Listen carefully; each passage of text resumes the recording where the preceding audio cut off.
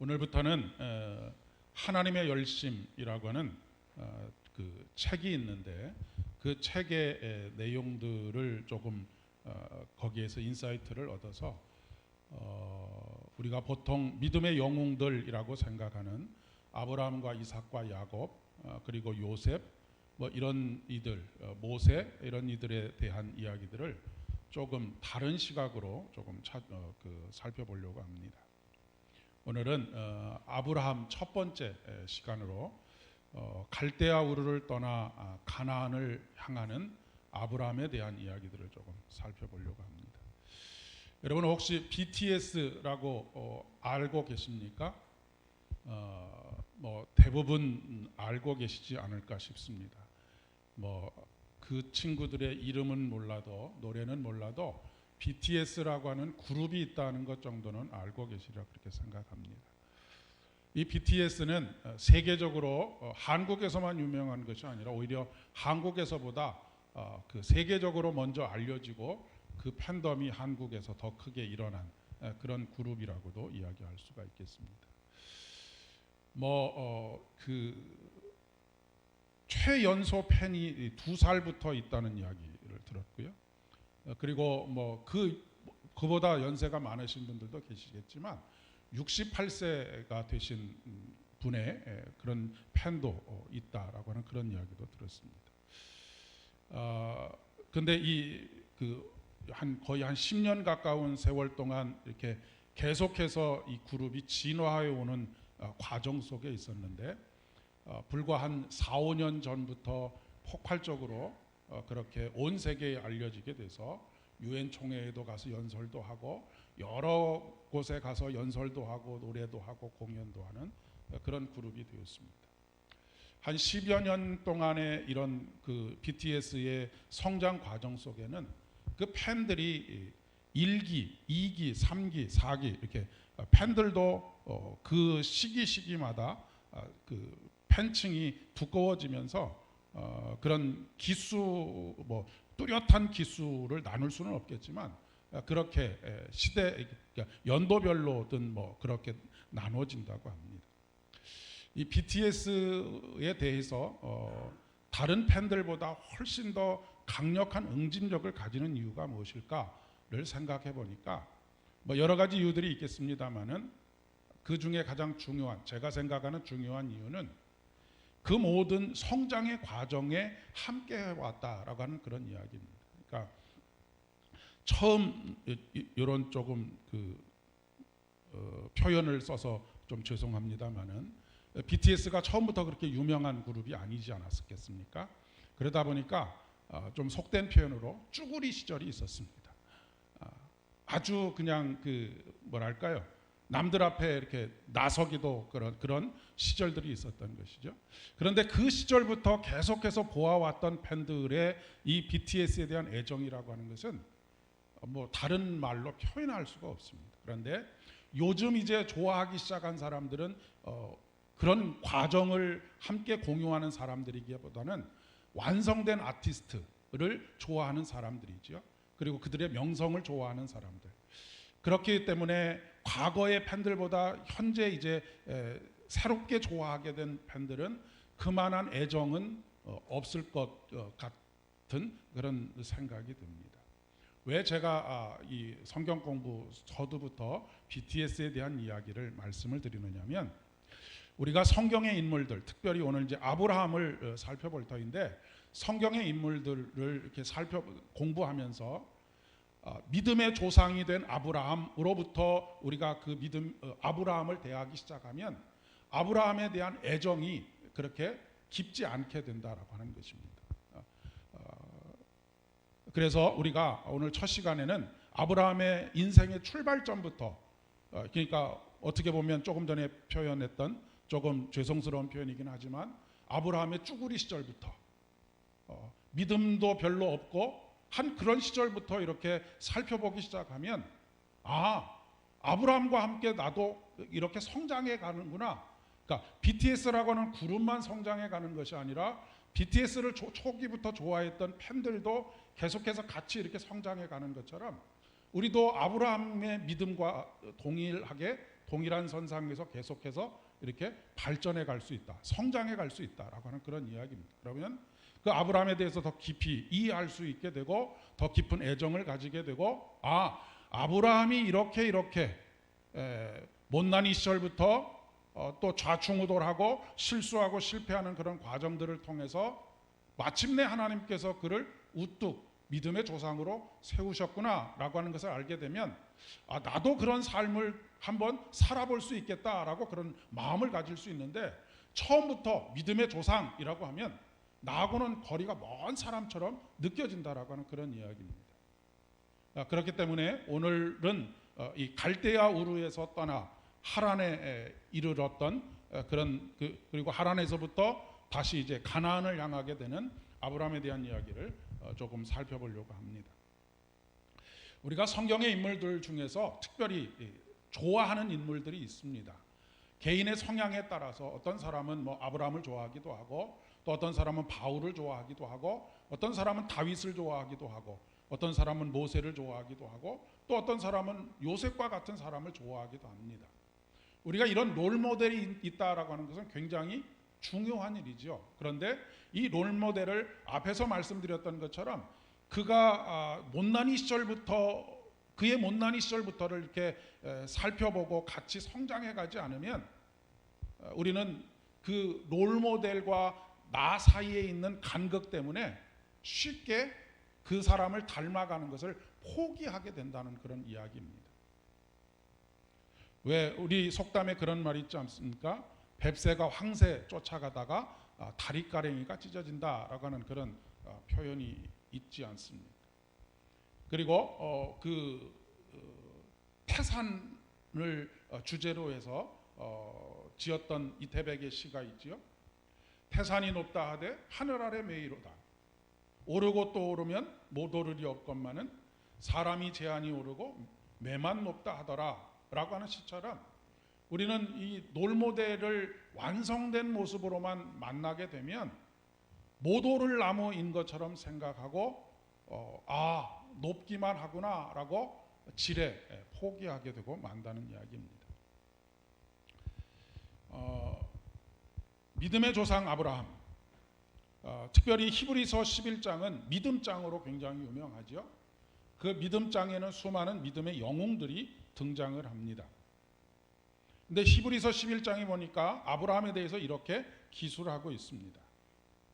믿음으로 아브라함은 부르심을 받았을 때에 순종하여 장래 기업으로 받을 땅에 나아갈새 갈 바를 알지 못하고 나갔으며, 믿음으로 저가 외방에 있는 것 같이 약속하신 땅에 우거하여 동일한 약속을 유업으로 함께 받은 이삭과 야곱으로 더불어 장막에 거하였으니 이는 하나님의 경영하시고 지으실 터가 있는 성을 바랐음이라. 여러분, 이 본문을 지금 제가 읽어드리는 본문을 들으면서 어떤 기분이 드십니까? 내가 이 아브라함과 같은 순종의 삶을 시작할 수 있을까? 첫걸음이라도 내디딜 수 있을까라고 하는 생각이 들지 않을까 싶습니다. 지금 이렇게 히브리서 11장에 기록되어져 있는 이 아브라함의 모습만 딱 보면 먼저 기가 팍 죽습니다. 아브라함과 비교하면 우리는 도저히 그 아브라함을 따라갈 수가 없을 것 같이 생각되기 때문에 그렇습니다. 여러분, 만약에 여러분에게 하나님께서 어느 날 나타나셔서 너의 본토 친척 아비 집을 떠나 내가 내게 지시할 땅으로 가라라고 하면 당장 순종하실 수 있겠습니까? 저도 쉽지 않을 것 같습니다. 그런데 우리는 늘 아브라함이 이렇게 했으니 우리도 이렇게 합시다라고 하는 설교를 주로 듣기 때문에 그 설교가 내 피부에 와닿지 않는 것이죠. 내가 할 수 없는 일들을 목회자가 설교를 통해서 요구하는 것처럼 그렇게 느껴질 때가 굉장히 많이 있다라고 하는 그런 이야기입니다. 그렇게 되면 우리 마음속에 어떤 마음이 생기냐면 죄책감이 생깁니다. 나는 다다를 수 없어서 지금 주저앉아 있는 나를 보면서 죄책감이 생기고, 그것이 조금 세월이 지나게 되면 그냥 무관심으로 그리고 냉소적으로 그렇게 바뀌어져 가게 되는 것이죠. 저는 오늘날 한국 교회의 그 그리스도인들이 그렇게 되어져 가고 있다라고 그렇게 생각이 됩니다. 늘상 아브라함과 같은 믿음을 가집시다, 요셉과 같이 꿈을 꿉시다 라고 하는 이야기들만을 늘 들어왔기 때문에 그거에는 도저히 도달할 수 없는 나, 그래서 그 후에는 아예 무관심하게 되어버린, 그 삶을 따라가려고 애쓰기보다는 아예 포기해버리게 된 그런 삶.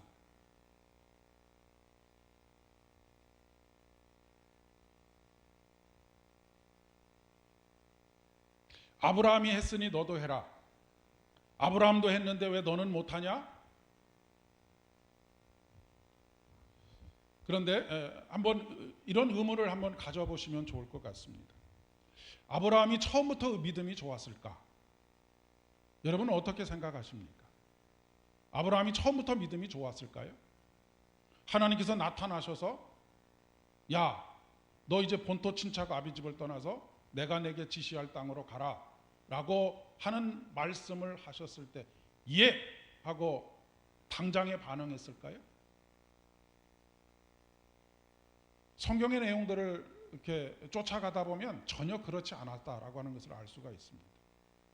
우리는 보통 짧은 설교 시간에 아브라함이 거기에 즉각적으로 순종해서 길을 나섰다라고 생각하기 쉬운데 그렇지 않았다라고 하는 것입니다.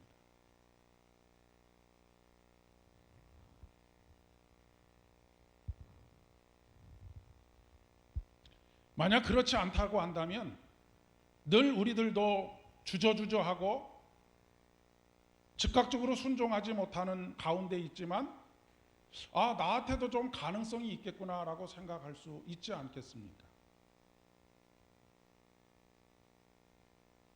아브라함이 처음에는 믿음이 없었지만 즉각적으로 순종하지 않았지만 세월이 지나가면서 좌충우돌 하기도 하고 실수와 실패를 거듭하는 가운데 때로는 환경에 떠밀려서 상황에 떠밀려서 그렇게 걸어가다 보니까 하나님께서 주도해 가시는 삶의 그 길 위에 하나님과 함께 동행하고 있었다라고 한다면 우리들에게도 충분히 그런 삶을 꿈꿔볼 수 있겠다라고 하는 그런 이야기입니다.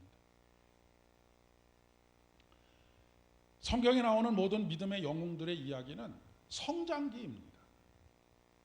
어느 순간에 1, 2년 사이에 완성되는 것이 아니고 그의 평생의 과정을 통해서 성장해가는 과정입니다. 그러니까 우리의 믿음도 그렇다라고 하는 것을 꼭 기억하셔야 됩니다. 예수를 믿으면 갑자기 성인이 되는 것이 아니라는 말씀입니다. 목사가 되면 갑자기 성인이 되는 것이 아닙니다. 사도 바울이 그것을 고백하고 있지 않습니까? 이미 얻었다 함도 아니고 붙잡았다 하는 것도 아니고 내가 마지막 그 순간까지 달려갈 길을 계속해서 달려가고 있다라고 하는 것이 사도 바울의 고백입니다. 하물며 우리들이겠습니까?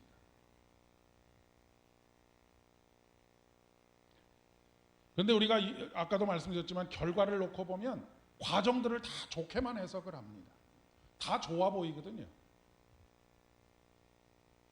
왜냐하면 그 결과, 성공했다라고 하는 그 결과를 놓고 짜맞추기를 하게 되기 때문에 그렇습니다.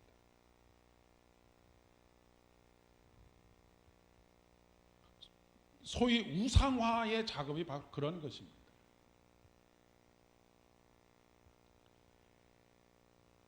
북한의 김일성, 김정일, 김정은 이 우상화 작업, 실제로 그런 이야기들은 하지 않겠지만 심지어는 이렇게까지도 극단적으로는 이렇게까지도 표현해 볼 수 있을 것 같습니다. 김일성은 어려서 갓난아기 때 엄마에게 뱃속에서 나와서 그가 싼 똥부터가 달랐다. 이렇게 해석할 수 있다는 것입니다. 왜요? 지금 그 자리에 있는 우상처럼 만들어 놓은 그것의 모든 사건들, 지나온 사건의 모든 것들을 다 짜맞추기 때문에 그렇습니다. 우리가 성경을 볼 때 이런 어리석음을 범할 수 있다는 이야기입니다. 성경은요, 철저하게 믿음의 영웅들의 약점과 연약함과 실패와 실수를 단 하나도 빠짐없이 다 기록하고 있습니다. 그 이유가 무엇이냐면 그들은 그들 스스로가 그럴 만한 사람이어서 그런 자리에 올라간 것이 아니고 철저하게 하나님의 열심의 결과로 그런 자리에 서게 되었다라고 하는 것을 알려주는 것입니다. 그런데 아까도 말씀드렸던 것처럼 마치 우상처럼 만들게 되면 그 사람은 어려서부터 그런 성품을 가지고 있어서 싹수가 본래부터 그렇게 그럴 수밖에 없는 싹수를 가지고 있었어 라고 그렇게 해석하기가 쉽다라고 하는 것이죠. 그래서 그가 했던 말, 그가 했던 행동 모든 것을 다 좋게만 해석하는 것입니다. 그러나 성경이 말하고 있는 믿음의 영웅들은 정반대입니다. 성경은 부족하고 연약한 그들이 어떻게 하나님의 인도하심과 만져주심과 빚어주심에 따라서 사람답지 못했던 사람이 사람다운 사람이 되어져 가는가 하는 과정을 보여주고 있는 것입니다. 그 대표적인 인물이 야곱이라고 하는 인물이죠.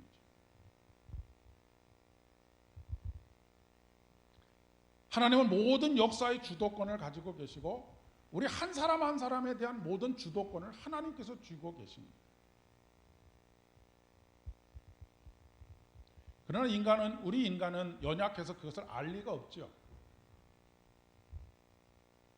우리는 한치 앞 내일 일어날 일도 알지 못하지 않습니다. 그러다 보니까 하나님과 늘 충돌이 일어납니다. 자꾸 어긋나게 되죠. 그래서 하나님과 불화가 생기게 됩니다. 오늘은 아브라함의 첫 번째 사건인 갈대아 우르에서 떠나는 사건부터 한번 잠시 생각해 보려고 합니다. 우리는 그동안 우리의 머릿속에 아브라함이 즉각적으로 순종했을 것이다 라고 하는 것이 이미 머릿속에 박혀져 있을 것입니다.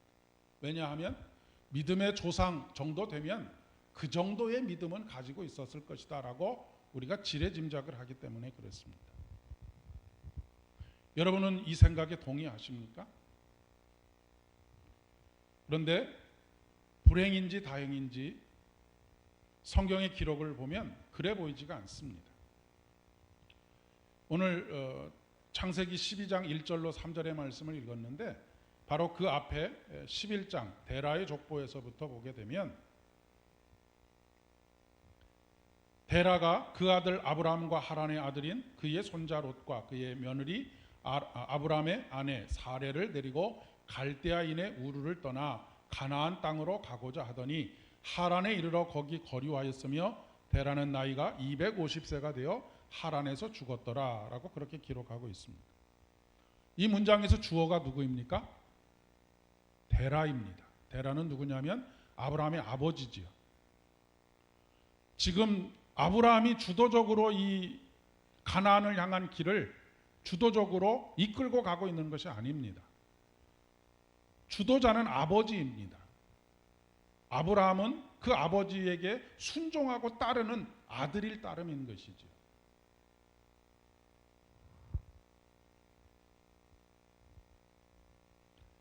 이 당시의 아버지의 권위라고 하는 것은 절대적입니다. 아버지가 한번 아니라고 하면 아닌 것이에요. 그리고 맞다 그러면 맞는 거예요. 거기에 토를 달 수가 없습니다. 아버지에게 자식에 대한 생사 여탈권까지도 있기 때문에 그렇습니다.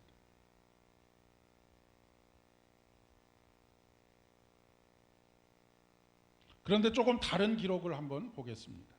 사도행전 7장에 보면 스데반의 설교가 나오는데 이 스데반의 설교를 보면 스데반이 이르되 여러분 부형들이여 들으소서.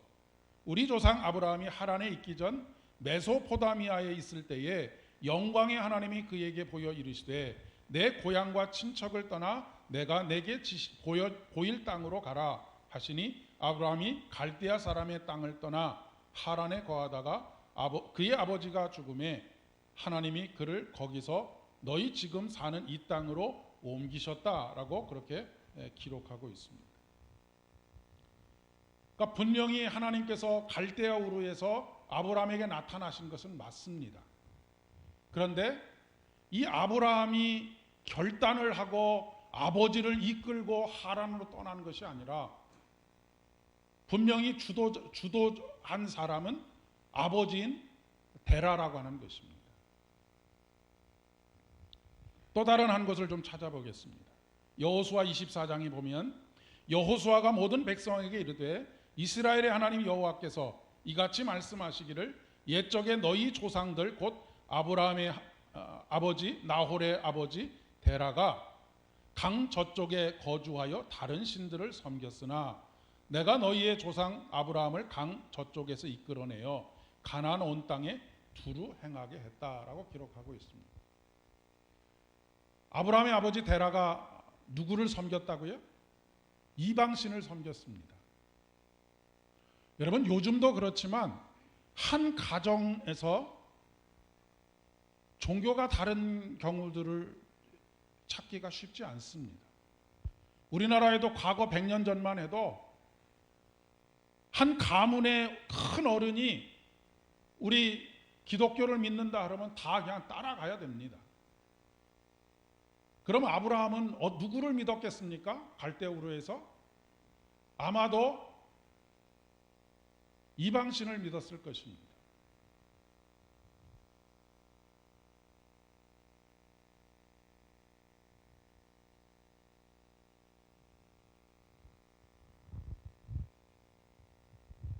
그러던 어느 날 하나님께서 아브라함에게 영광 중에 임하셨고 아까 봉독한 사도행전 7장에 기록되어 있는 것처럼 메소포타미아에 있을 때 영광의 하나님이 나타나셨다라고 하는 것입니다. 여러분 자식이 조금 신비로운 경험을 했다. 이제 하나님의 영광 신적인 경험을 했단 말입니다. 그러면 제일 먼저 누구한테 가서 의논을 하겠습니까? 아버지한테 가서 의논을 하지 않겠습니까? 아마도 아브라함은 이 신적인 경험, 하나님의 영광을 경험하는 이 경험을 한 이후에 가장 먼저 달려가서 의논한 사람이 아버지인 데라였을 것입니다.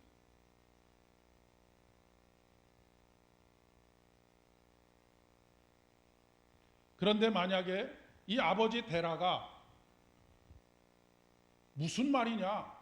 우리가 믿는 신은 이런 신인데 네가 지금 엉뚱한 소리를 하고 있다라고 그렇게 이야기했다면 아브라함은 본토 친척 아비집을 떠나지 못했을 것입니다. 그런데 아브라함과 데라가 갈대우르를 떠나서 하란으로 떠났다는 이야기는 아버지와 아브라함의 의견이 동상이몽이라 할지라도 의견이 같아졌다라고 하는 것이죠.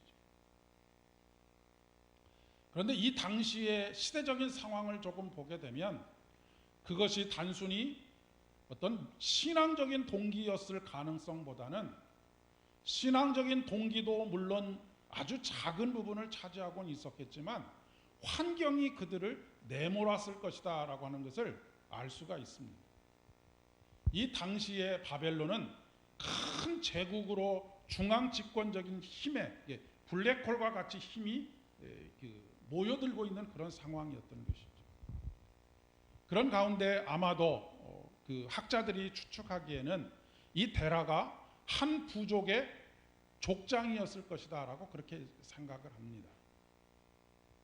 족장이라고 하는 것은 곧 한 나라의 왕이었을 것이다 라고도 생각하지요. 그 후로부터 수백 년이 지난 이후에 이스라엘 백성들이 가나안에 들어갈 때도 가나안 땅의 왕들이 어마어마하게 많지 않았습니까? 전쟁을 할 때에 뭐 왕을 31명을 잡아 죽였다. 그러니까 그때 당시에는 성 하나가 한 나라였고 그 성에 사는 사람들이 거의 대부분 씨족이나 부족을 이루고 살았다라고 하는 그런 이야기입니다. 그러니까 바벨론이라고 하는 큰 제국이 세워져 가면서 아마도 더 이상은 그 땅에 발붙이고 살아갈 수 없는 그런 상황 속에 놓여졌을 것이다라고 하는 것을 추측해 볼 수 있습니다. 그런데 그런 상황 속에서 어디로 가야 할지, 여기에 남아 있어야 될지 어디로 가야 할지 고민하고 있는 상황 속에서 하나님께서 아브라함에게 나타나신 것이죠. 그것을 아버지 데라에게 이야기했을 때 아버지 데라는 내가 알지 못하는 신이지만 무엇인가 신께서 나에게 그리고 우리 가정에게 우리 부족에게 뭔가를 이야기하시려고 하는구나 라고 하는 어렴풋한 그런 생각을 했을 수 있겠습니다. 그리고는 이제 갈대아 우르를 떠나게 된 것이죠. 네, 여러분, 그 당시의 그 문화적인 그리고 도시적인 상황을 생각하면 갈대아 우르는 오늘날 서울을 생각하시면 되겠고, 그리고 하란은 그보다 조금 작은 중소도시들을 생각하시면 됩니다. 그리고 가나안 땅은 완전히 깡촌 시골입니다. 사람은 본능적으로 더 좋은 곳을 향하게 되어 있는 것이 이치인데, 그런 상황 그 데라가 바벨론의 그 정치 경제적인 상황들 속에서 다른 선택을 할 수밖에 없었을 것이다라고도 생각할 수 있는 것이죠.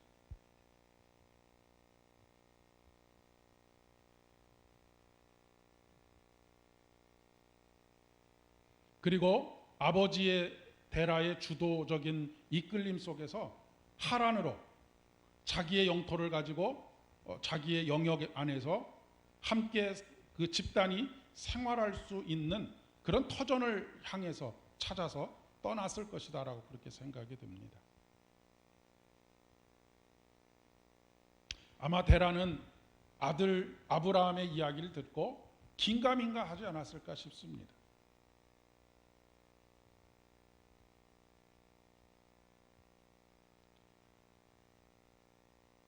우리가 특별히 하나님의 특별하신 계시가 없다 하더라도 환경이 우리를 이끌어갈 때가 있습니다.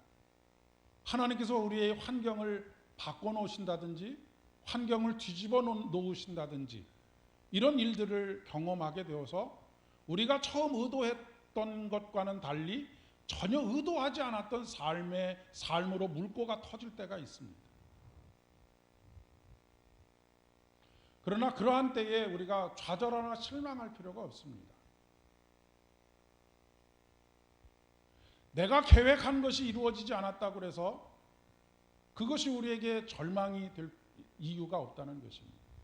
우리가 삶을 살아가면서 수많은 실패를 경험하면서 삽니다. 우리가 목표를 세웠던 것을 이루지 못하는 일들이 수도 없이 많습니다. 그런데 대부분의 사람들은 그 원하는 목표를 이루지 못하면 나는 실패자다라고 스스로 자기를 규정하는 경우들이 굉장히 많지요.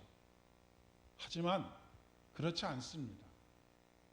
하나님은 우리를 환경을 바꾸셔서 하나님의 뜻대로 하나님의 계획대로 이끌어 가실 때가 더 많기 때문에 그렇습니다.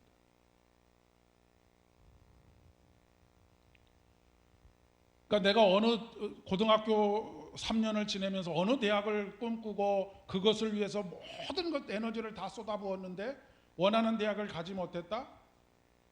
그래서 나는 절망스럽다. 우리 아이들은 그렇게 길들여져 있죠.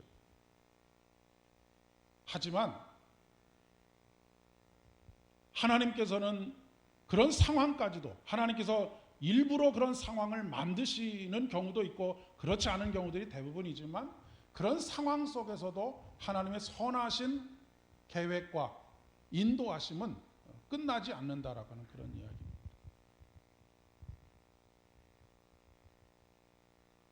여러분, 아브라함의 아버지인 데라의 이름이 뜻이 무엇인 줄 아십니까? 연기하다라고 하는 뜻을 가지고 있습니다. 미루도록 한다라고 하는 그런 뜻을 가지고 있습니다. 그러니까 지금 데라는 어떤 역할을 했느냐면 아브라함이 하나님의 이끌림에 의해서 가나안 땅에 가는 그 길을 막아서는, 연기하는, 자꾸 미루도록 만드는 그런 역할들을 했다라고 하는 그런 이야기입니다.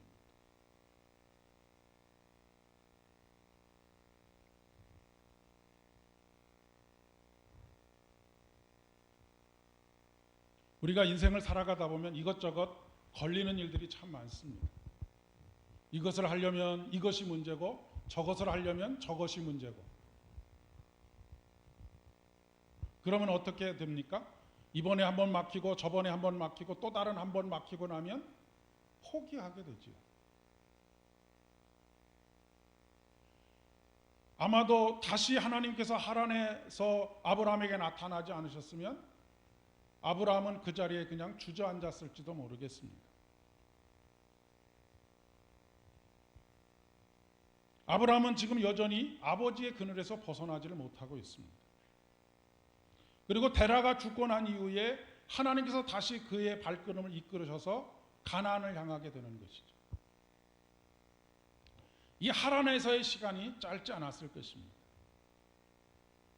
단순히 아버지의 방해 때문만은 아니고 때로 우리가 주저앉고 싶을 때가 있습니다.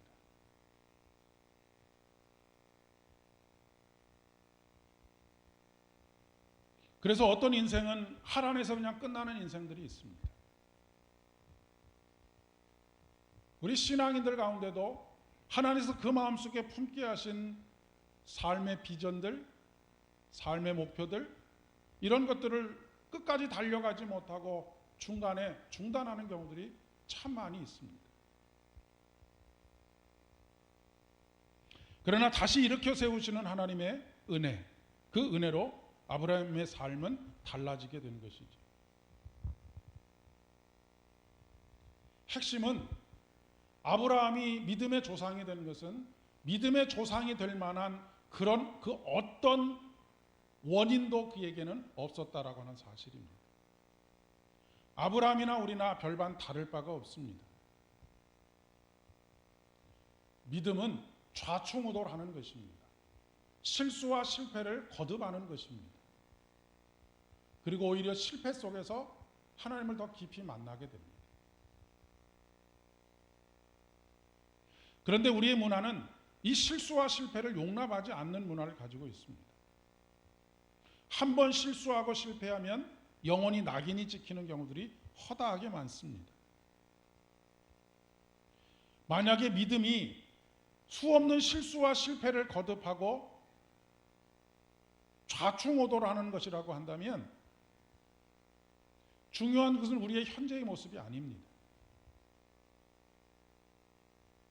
왜냐하면 하나님께서 그 안에서 역사하시고 이끌어 가실 때, 그리고 마침내 그의 인생을 하나님께서 원하는 수준으로 높이실 것이기 때문에 그렇습니다. 그러니까 우리가 항상 현재의 모습을 보고 그의 모든 것을 다 판단하시면 안 됩니다. 사람은 그렇게 판단받을 수 있는 소지가 있는지 몰라도 하나님께서 그 안에 계시면 하나님께서 그 삶을 주도해 가시기 때문입니다. 우리가 누군가를 믿고 끝까지 믿어야 한다라고 하는 이유는 그 사람이 믿을 만한 사람이기 때문에 믿는 것이 아니고 그 안에 역사하시는 하나님을 믿기 때문에 그를 끝까지 믿는 것입니다.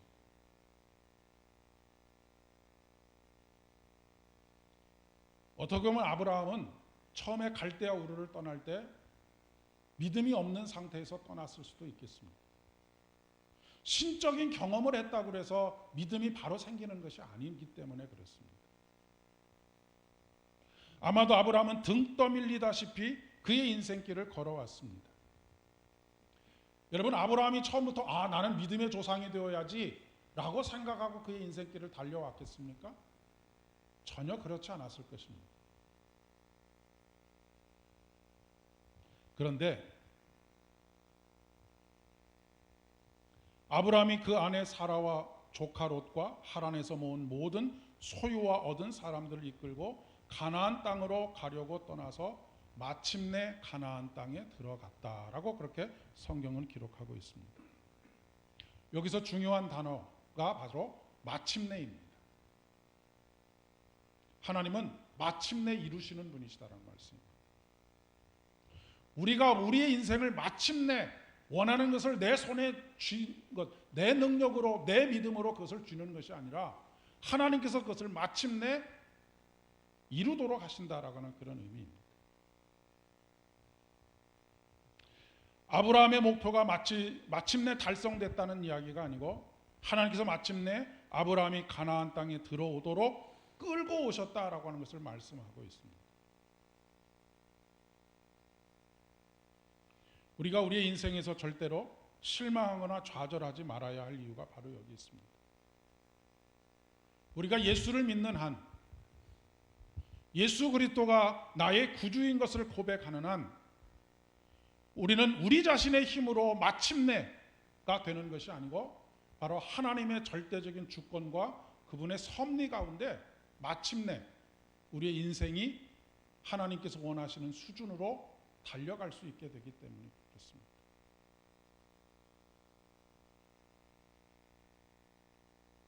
우리는 여전히 달려가야 할 길이 남아 있습니다. 젊었다고 해서 많이 남아 있는 것도 아니고 연세가 드셨다고 해서 조금 남아 있는 것도 아닙니다. 중요한 것은 우리가 아직 걸어가야 할 길이 남아 있다는 것이고 그 남아 있는 걸어가야 할 그 길 위에서 하나님께서 우리를 어루만지시고 빚으시고 마침내 주님께서 원하시는 모습으로 만들어 가실 것이다라고 하는 이런 믿음과 소망 가운데서 매일매일을 신앙의 진보를 이루어가고 성숙을 이루어가는 저와 여러분 되실 수 있기를 진심으로 축복합니다. 기도하겠습니다. 은혜가 풍성하신 참 좋으신 아버지 하나님, 은혜를 감사드립니다.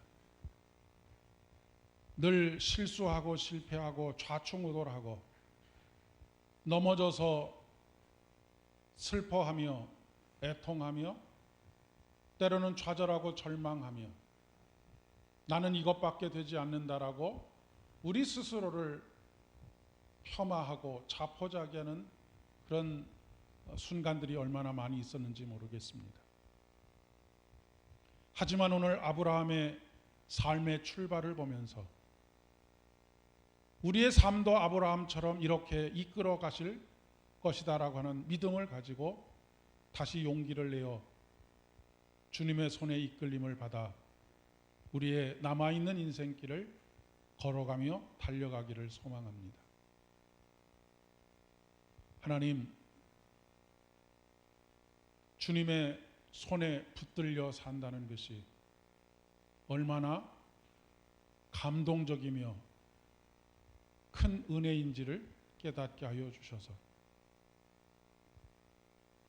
원하지 않는 환경으로 내몰린다고 해서 좌절하거나 절망하지 않게 하시고 낙심하지 않게 하시고 내가 한 선택이 실수와 실패를 거듭한다고 해서 또한 절망하거나 포기하지 않을 수 있도록 은혜를 더하여 주시옵소서. 우리 인생은 주님의 장중에 있음을 고백합니다. 주님께서 우리의 손을 붙잡고 인도하시고 이끌어 가심을 고백합니다. 그리고 마침내 가나안에 들어가게 하신 하나님께서 우리의 인생도 그렇게 만들어 가실 줄을 믿습니다. 그러니 다 이루었다라고 이제 더 이상 무엇을 할 수 있겠느냐라고 하지 않게 하여 주시고 우리를 부르시는 그날까지 마침내 우리의 삶을 통해서 주님이 원하신 바를 이루시는 그날까지 순종함으로 한 걸음 한 걸음을 내디딜 수 있도록 은혜를 더하여 주시옵소서. 이제는 우리 주님 예수 그리스도의 은혜와 아버지 하나님의 극진하신 사랑하심과 성령 하나님의 위로 교통하심이 오늘 인생의 수많은 실패와 실수 거듭하는 가운데 어느 정도 나 자신을 믿음의 자리에서 놔버린 그런 연약한 모습 가운데서도 온전히 주님을 신뢰하며 주님을 따르는 삶을 살아갈 수 있는 용기를 가지고 다시 삶의 자리로 나아가는 모든 주의 사랑하는 성도들 머리 위에와 가정과 일터와 사업장들 위에 우리 교회 위에 이제부터 영원까지 함께 하옵시기를 간절히 축원하옵나이다. 아멘.